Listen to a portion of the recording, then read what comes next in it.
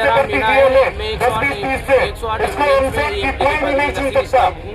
हम आज यहाँ पे शहीद स्मारक पे नर्सिंग की भर्ती के लिए हम आए हैं। सरकार का ये कहना है कि इस भर्ती के लिए कि हम लिखित से भर्ती करवाएंगे। साहब, अगर लिखित से भर्ती करवानी थी तो माननीय चिकित्सा मंत्री साहब से मैं ये कहना चाहता हूँ कि आज हमारे को 5-6 साल इसमें संविदा में काम करते हुए हो गए। हमारी उम्र हो गई है, आज 35-36 साल की उम्र हो गई है हमारी। अब हमारे उम्र के लास्ट पड़ाव में है हम चिकित्सा मंत्री साहब से ये कहना चाहते हैं कि अगर लिखित से भर्ती करवाना थी तो हमारे को 5-6 साल जो हमारे बर्बाद हुए हैं वो समय हम पढ़ाई में अगर देते उसको तो आज हम किसी अच्छे स्तर पे सिलेबस के साथ में तैयारी करके पेपर देने के लायक होते। आज हमारे को 5-6 साल संविदा में काम करते हुए नौकरी के साथ में पढ़ाई नहीं होती है, ये बात सब जानते हैं। तो हम चिकित्सा मंत्री साहब से हम ये कहना चाहते हैं कि हम पढ़े कि हमारे बच्चों को पढ़ाएं। मात्र 7,000-8,000 रुपये में हम संविदा में नर्सिंग के पद पे मरीजों की सेवा कर रहे हैं। हमने कोविड जैसी परिस्थिति में भी सेवा की है।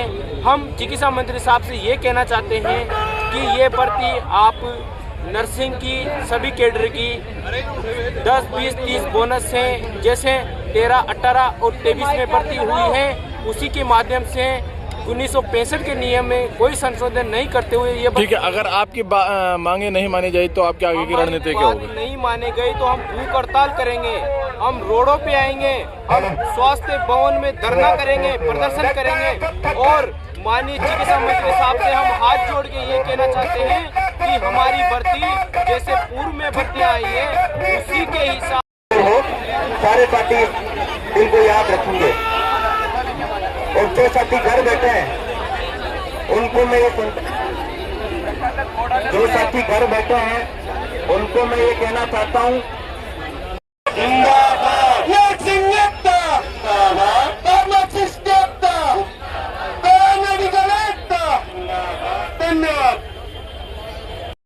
अच्छा रिजल्ट नहीं मिलेगा तब तक। आपका प्रतिमंडल भी जो है चिकित्सा मंत्री से बात करने गया है, अगर वार्ता से काम नहीं बनता तो क्या आगे की रणनीति होगी? आगे अभी प्रतिमंडल आया नहीं है, आता है वहाँ बैठ के डिसाइड करेंगे क्या रहेगा। हमें जरूरत रही विधानसभा घेराव की तो हम वो भी करेंगे। ठीक है, विधानसभा चल रही है, ऐसे में आप लोग जयपुर कूच करें और आपने कहा कि जरूरत पड़ी तो विधानसभा का घेराव भी किया जाएगा। क्या आपको लगता है बातचीत से काम बनेगा? हमें आशा तो यही है कि बातचीत से काम हो जाएगा। यदि ऐसा नहीं होता है तो हम हर कदम उठाने के लिए तैयार हैं। कहाँ से आप आए? मेरा नाम जितेंद्र है, हम जोधपुर से हैं। क्या जितेंद्र जी, क्यों आपको जो है जोधपुर से जयपुर कूच करना पड़ा और क्यों जोधपुर से या 350 किलोमीटर का सफर तय करके आप यहाँ प्रदर्शन कर रहे हैं? इसलिए आना पड़ा क्योंकि सरकार जो आगामी जो भर्ती निकाल रही है वो इस सोच में पड़े हैं कि जो कोचिंग वाले हैं वो ये बता रहे हैं कि एग्जाम प्लस मेरिट की जाए। जो हम पिछले 5-5 सालों से 10-10 सालों से आहिस्ते पर लगे हैं हॉस्पिटलों में काम कर रहे हैं, वो हमको मेरिट प्लस बोनस से भर्ती करवानी है। इसीलिए हम जयपुर आए हैं। सरकार हमारी बात, हमें पूरा विश्वास है भजन लाल जी सरकार पर। भजन लाल जी है तो हमें पूरा भरोसा है, वो हमारी बात जरूर सुनेंगे और मेरिट प्लस बोनस से हमारी वैकेंसी निकाली जाएगी। अगर मेरिट प्लस बोनस से आपकी वैकेंसी नहीं निकाली जाती, सरकार आपकी बात नहीं सुनती तो क्या कुछ आप लोग करेंगे? हमें पहली बात तो ये है कि हमारी बात मानेगी सरकार। अगर सरकार हमारी बात नहीं मानती है, नहीं सरकार आपकी बात मानती तो शायद जोधपुर से आपको यहाँ आने की जरूरत नहीं पड़ती। वो ऐसे तो हमने बहुत कोशिश की है कि हमारी मान जाए। हम एक जगह पे इतनी संख्या में बड़े हुए हैं इकट्ठे, तो सरकार हमारी बात जरूर मानेगी। अगर नहीं मानेगी तो ये आंदोलन आगे उग्र रहेगा। सरकार आपकी बात क्यों मानेगी? इससे पहले भी कई धरने प्रदर्शन यहाँ हुए हैं लेकिन सबको मायूसी हाथ लगी। नहीं, मायूसी हाथ नहीं लगी क्योंकि सरकार हमारी बात इसलिए मानेगी 2013, 2016, 2018, 2023 में मेरिट प्लस बोनस से ही वैकेंसी निकलती आ रही है। इस बार ही कोई छोटी मोटी बात हुई है, बाकी सरकार हमारी बात जरूर मानेगी। ठीक है, आप क्या कुछ कहना चाहेंगे स्कूल में? मैं गुलाब सिंह सांगला जोधपुर से। मैं इस प्रदेश स्तरीय आह्वान पे जोधपुर से आज इस जयपुर की पुण्य धरा शहीद स्मारक पर सभी साथियों के साथ इकट्ठा हुए हैं।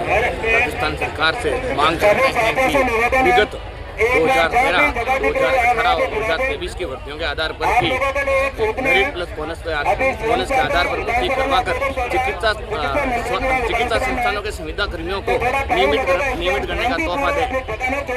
इसी मांग को लेकर आज ये धरना यहाँ रखा गया। हमारा एक प्रतिनिधिमंडल माननीय शिक्षा मंत्री जी के साथ वार्ता के लिए गया हुआ है। हमें उम्मीद है कि सरकार और चिकित्सा मंत्री हमारे पक्ष के अंदर बात कहेंगे। और लेकिन जिस दौरान विधानसभा चल रही है उस दौरान ही जयपुर कूच क्यों? विधानसभा के दौरान पूरे प्रदेश स्तर की बातें उस सदन के अंदर रखी जाती है, तो क्यों नहीं चिकित्सा संस्थानों में काम करने वाले अल्प वेतन कर्मचारियों की बात रखी जाए। और हमें पूरा भरोसा है कि ये सरकार हमारी बात मानेगी और रखेगी। अगर सरकार हमारी बात रखती है, नहीं मानती है, तो जल्द ही विधानसभा का घेराव किया जाएगा। जिस तरीके से इन्होंने कहा है, आपका प्रतिमंडल जो है चिकित्सा मंत्री से मिलने गया हुआ है, अगर चिकित्सा मंत्री द्वारा आपकी बातें नहीं मानी जाती तो क्या विधानसभा का घेराव किया जाएगा? तो हो गई, लेकिन हमारा मानना ये है कि हम कोई वैकेंसी की जो बात करें, कोई इलीगल बात नहीं करें, 1965 के नियम के अकॉर्डिंग ही बात करें। हम लोग जो भी बात करें नियमों के अकॉर्डिंग बात करें, हम कोई मतलब ये फालतू की बात नहीं करें। और क्या बात नहीं मानी जाती तो विधानसभा का घेराव किया जाएगा? विधानसभा का भी होगा और अपने प्रत्येक स्तर पर होगा। हमारे गांव से लेके गांव डाणी से लेके प्रत्येक स्तर तक होगा और विधानसभा का घेराव भी होगा। मुख्यमंत्री को दिखाई जाएंगे, हर तरह का प्रदर्शन होगा। आपका नाम बता दीजिए। मोहन आराम पालीवाल। संघर्ष कर रहे हैं, हर डिजायर दे रहे हैं, हर विधायक को डिजायर दे रहे हैं। सभी जिलों में हमने डिजायर दी है। आपका प्रतिमंडल जो है मंत्री जी से बात करने के बाद अगर बात वार्ता से नहीं बनती है तो अभी आगे की रणनीति क्या होगी? आगे की रणनीति ये रहेगी, हमारा धरना जारी रहेगा। अगर हमारी बात नहीं मानी गई, हम आगे से धरना करेंगे और धरने को आगे बढ़ाएंगे। किस तरीके से आगे बढ़ाएंगे? हम स्वास्थ्य भवन का घेराव करेंगे, हम मुख्यमंत्री साहब के सीएमओ ऑफिस में जाएंगे, वहाँ पे मंत्री साहब को बताएंगे, सीएम साहब को बताएंगे, हम रोड पे धरना करेंगे। पूरी टीम सवाई माधोपुर से आई है। जो हमारे ऑफिसर की भर्ती है उसके लिए 10-20 दिसंबर से मेरिट प्लस बोनस से जारी हो। 1965 के नियम में सरकार का भी चल रहा है कि उसमें कुछ संशोधन हो। तो हमारी मांग यही है कि हमें इतने दिनों से हम 6-7-8 हज़ार की नौकरी कर रहे हैं और हमारे साथ अब विश्वासघात होता है, तो हम सहन नहीं करेंगे। किस तरीके से ये विश्वासघात हो रहा है आपके साथ? अभी तो देखो सरकार की तरफ से कोई ऑथोरिटी रिजल्ट वो तो आया नहीं है कि भाई 1965 में संशोधन हुआ, लेकिन ऐसा होता है तो हमारे साथ सबसे बड़ा विश्वासघात होगा। क्योंकि यहाँ जो बंदे हैं ये 5, 10, 20, 15 साल के जो एक्सपीरियंस लेके बैठे हैं, इनकी भर्ती जल्दी से गवर्नमेंट जारी करे, इसी वजह से। क्या नाम है आपका, कहाँ से आए और क्या कुछ आपका इस भर्ती को लेकर कहना है? मेरा नाम मनोज और हम जलावाड़ के अपने गिरेबान में झाँक के देखे। हम 4-5 सालों से पुलिस में काम कर रहे हैं। हमारा वेतन है 8,144, वो भी हमें समय पे नहीं मिल पाता। लेकिन हम इतने कम वेतन में भी काम कर रहे हैं कि हमें उम्मीद है कि हम 5 साल बाद सरकार वैकेंसी निकालेगी तो हम उसमें परमानेंट, लेकिन सरकार हमारे पास विश्वासघात कर रही है और ये हमारे लिए अच्छा नहीं। इस वक्त हम यहाँ इकट्ठे हुए हैं। वैष्णव है, मैं जोधपुर से आया हूँ। आज समूचा कैडर यहाँ पर इकट्ठा हुए हैं, फार्मासिस्ट, नर्सिंग और पैरामेडिकल। हमारी मांग है सरकार से कि हमें मेरिट प्लस बोनस की विज्ञप्ति जारी करे, हमारी भर्ती जल्द से जल्द जारी करे ताकि हमें नियमित होने का मौका मिले। क्यों अगर सरकार विज्ञप्ति आपकी जारी नहीं करती और आपको संदिग्ध से जो है परमानेंट नहीं किया जाता तो आपके आगे की क्या रणनीति रहेगी? अगर सरकार हमारी मांगे पूरी नहीं करती है तो ये धरना अनिश्चितकालीन तक चलेगा। हो सकता है ये भूख हड़ताल का रूप ले या उससे भी आगे, लेकिन हम विज्ञप्ति जारी नहीं होगी तब तक हम पीछे नहीं हटेंगे। कोई भी कैडर हो, हम मजबूती के साथ यहाँ पर खड़े हैं। कब से आप लोग इसको लेकर संघर्ष कर रहे हैं? जी हमारा संघर्ष 2023 से चल रहा है। हम 2023 से सरकार से ये मांग कर रहे हैं और आज इस संघर्ष ने धरने का रूप लिया है। आगे ये धरना हो सकता है उग्र रूप ले और सरकार से हमारी यही मांग है कि जल्द से जल्द विज्ञप्ति जारी करे और हमें नियमित करे।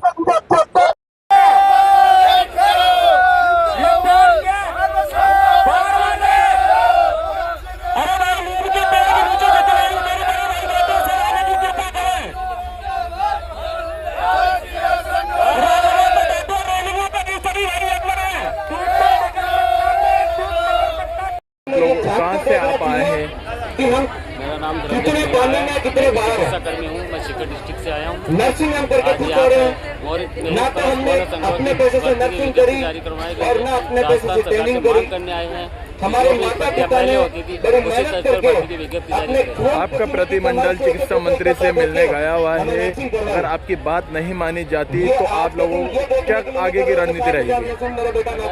सरकार हमारी मांग नहीं मानती आज हमें तो आगे हम शर्म के साथ कहना पड़ता है वो करेंगे, कि सरकार ऐलान करेंगे करते जा रही है और हम बड़ी खुशी के साथ कमेटी की मीटिंग है, ड्यूटी करते हैं कि हमें आगे क्या एक्शन लेना। किस तरीके का आंदोलन आप लोगों की तरफ से किया जाएगा? क्योंकि विधानसभा भी चल रही है, ऐसे में किसी मंत्री से मिलना और इस विधानसभा के दौरान आप लोगों का जयपुर कूच करना क्या मैसेज?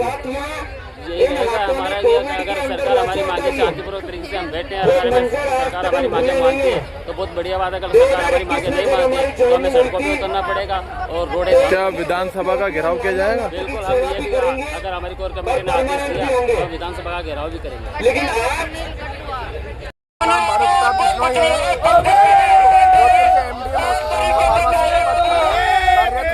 आज हम सब साथी, मेरे जो साथी हैं नर्सिंग कैडर के, पैरामेडिकल कैडर के, फार्मासिस्ट कैडर के, आज हम सब यहाँ जयपुर में धरना प्रदर्शन के लिए आए हैं। क्यों धरना दे रहे मांग है सरकार से, भजनलाल सरकार से, कि हमारी आगामी भर्ती को मेरिट प्लस बोनस के तौर पर किया जाए, जिससे हम जो सारे संविदा साथी हैं जो इस शोषण का दुख भोग रहे हैं उनको परमानेंट होने का मौका मिले और एक प्रैक्टिकल जुझारू भाई फार्मासिस्ट बंधु, नर्सिंग बंधु, पैरामेडिकल बंधु जिनको 3-3 साल का फिजिकल एक्सपीरियंस है और काम करने का, उनको मौका दिया जाए। और हमारी सरकार से अपील रहेगी कि आगामी भर्ती को मेरिट प्लस बोनस पे करवा के इन सभी तो सैकड़ों हजारों युवतियाँ यहाँ पहुँची है उनको न्याय दिलाएं और हमारा साथ दें। हमारा यही सरकार, भजनलाल सरकार से गुजारिश है और माननीय राजा साहब से। धन्यवाद।